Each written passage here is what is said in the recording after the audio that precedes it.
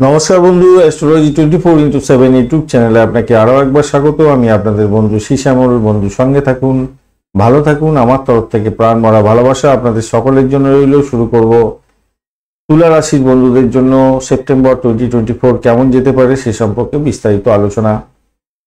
দেখুন, আপনার রাশি বা লগ্নভাবের অধিপতি গ্রহ কিন্তু শুক্রদেব, সে দ্বাদশভাবে কেতুর সঙ্গে বসে আছে, অষ্টমপতিও। এবং এই দ্বাদশভাবে যখন বসে আছে, ষষ্ঠ ভাব থেকে রাহু দ্বাদশ ভাবকে দেখবে, নবম ভাব থেকে মঙ্গল আপনার দ্বাদশ ভাব দেখবে, বৃহস্পতি অষ্টম ভাব থেকে বসে দ্বাদশ ভাব দেখবে। তো এরকম কন্ডিশনে, যদিও বা রবিদেব বা পজিটিভ জায়গায় আছে, কিন্তু এইরকম কন্ডিশনে কিন্তু একটা জিনিস মাথায় রাখবেন, আপনাদের স্বাস্থ্যের প্রতি একটু যত্নশীল হতে হবে। অসাবধানতা বশত ভীষণ খরচ হতে পারে, মেডিকেল এক্সপেন্স বেড়ে যেতে পারে, সতর্কতা কিছুটা বেশি দরকার আছে আপনাদের ক্ষেত্রে, এটা মাথায় রেখে চলবেন। যোগা করুন, প্রাণায়াম করুন, ঠাকুর দেবতার নাম গান করুন, ডাক্তারের সান্নিধ্য গ্রহণ করার চেষ্টা করুন। এতটুকু যদি শরীর স্বাস্থ্যের কষ্ট দেখা যায়, সত্তর ডাক্তারের সান্নিধ্য গ্রহণ করার চেষ্টা করবেন। দ্বিতীয়ভাবে, আচ্ছা, আপনার এই শুক্রদেব কিন্তু আপনার 18 তারিখের পরে আপনার রাশি বা লগ্নভাবে যখন প্রবেশ করে যাবে, তখন আপনাদের ক্ষেত্রে পজিটিভিটি অনেকটা বেড়ে যাবে, স্ট্রেংথটাও বাড়বে, শরীরটা অনেকটা ভালোর দিকে যাবে।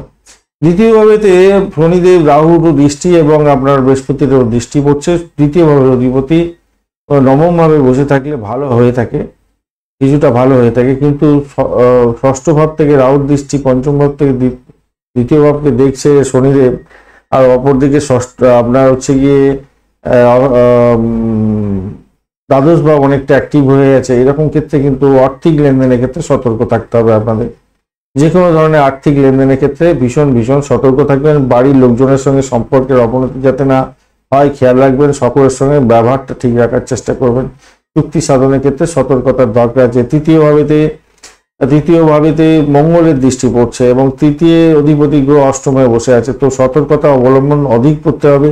চুক্তি সাধন করতে যাবেন না। রিট সাইনের ক্ষেত্রে সতর্ক থাকুন, ভ্রমণের ক্ষেত্রে সতর্ক থাকুন, সতর্কতা দরকার আছে। অহমিকা ত্যাগ করতে হবে, এটা মাথায় রাখবেন। ভাই বোন, আত্মীয় পরিজনের সঙ্গে সংঘর্ষ যাতে না হয়ে যায়, খেয়াল রেখে আপনাকে চলতে হবে।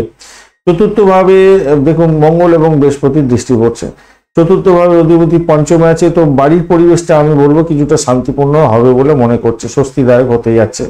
পঞ্চমেতে শনিদেব বসে আছে, এইটা একটু পজিটিভ জায়গা তৈরি হতে পারতে কিন্তু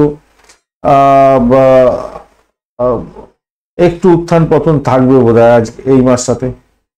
খুব বেশি পজিটিভ পাবেন না। কেন, বুধদেব আপনারা হচ্ছে গিয়ে 4 তারিখ থেকে আপনার হচ্ছে একাদশ ভাবে গমন করে যাবে। এখানেতে দ্বাদশপতি আর একাদশে থাকছে। রবিদেব বসে আছে, পঞ্চম থেকে একাদশ ভাবে দৃষ্টি পড়বে। যাই হোক, আপনাদের ক্ষেত্রে বলবো, দেখুন, প্রেমের ক্ষেত্রটা কিন্তু খুব একটু উত্থান পতন থাকবে। সন্তানের জায়গাটা উত্থান পতন থাকবে। দাম্পত্যের জায়গাটা দেখা যাচ্ছে যে আপনার রাহু দৃষ্টি দিচ্ছে আর শনিদেবের দৃষ্টি পড়ছে আপনার, এই জায়গাটা তো খারাপ হলো। কিন্তু সপ্তমের অধিপতি নবমে যদি থাকে, সেক্ষেত্রে বৈবাহিক ক্ষেত্রে কিছুটা ভালোর দিকে গেলেও আমি বলবো, অষ্টম ভাবে বৃহস্পতি আছে, তো সেক্ষেত্রে আমি বলবো, দেখুন, নিজেদের শান্তি শৃঙ্খলা বজায় রাখার জন্য অধিক অ্যাডজাস্টমেন্টের দরকার আছে, 1 নম্বর। দ্বিতীয় হচ্ছে, এই শুক্রদেব 18 তারিখ পর্যন্ত আপনার দ্বাদশ ভাবে থাকছে। এই যতক্ষণ না আপনার রাশি বা লগ্নভাবে যাচ্ছে, ততক্ষণ পর্যন্ত আপনাকে অধিক সাবধানতা গ্রহণ করতে হবে। আপনার শ্বশুর বাড়িতে কোনো প্রবলেম আসতে পারে, এইটা কিন্তু মাথায় রাখবেন, মাথায় রেখে চলতে হবে। ব্যাঘাত সৃষ্টি করতে পারে আপনার,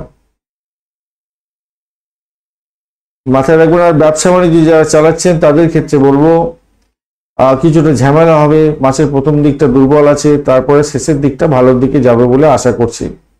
আর যারা কর্মরত আছেন, চাকরির জায়গাটার ক্ষেত্রে রাহুর একটা দৃষ্টি পড়ছে। বুধ তো প্রথম কয়েকদিন থাকবে, 4 সেপ্টেম্বর পর্যন্ত আপনার দশমে। রবিদেব আপনার একাদশে থাকছে, বুধের সঙ্গে কম্বিনেশন তৈরি হবে 4 তারিখের পরে। সাফল্যের জায়গাটা স্ট্রেন ধরবে কিছুটা, কিন্তু দ্বাদশ ভাবে অধিপতি একাদশে থাকলে খুব একটা ভালো হয় না।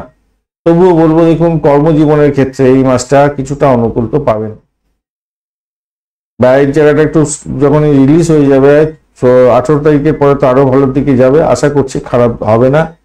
পদোন্নতি, বেতন বৃদ্ধি যাদের আটকে ছিল মোটের উপরে প্রোগ্রেসিভ জায়গা তৈরি হওয়ার সম্ভাবনা থাকবে বলে আশা করছি এই মাসটাতে। খারাপ না, মোটের উপর ঠিকঠাক আছে ওই দিকটা। শিক্ষার ক্ষেত্রটা যদি বলি, দেখুন একটু এই মাসটা কিন্তু আপনাদের একটু ব্যাঘাত প্রাপ্তির মধ্যে দিয়ে শিক্ষা গ্রহণ করতে হবে, যেহেতু শরীর স্বাস্থ্যের ব্যাপারটাও থেকে যাচ্ছে, সমস্যার মধ্যে থাকবে। তাই বেশি করে পড়াশোনা করার জন্য আপনাদের উদ্যোগী হতে হবে। ভালো করে পড়াশোনা করুন, ভালো করে পড়াশোনা করতে হবে, আপনাদের মাথায় রাখতে হবে, ভালো করে পড়াশোনা করুন।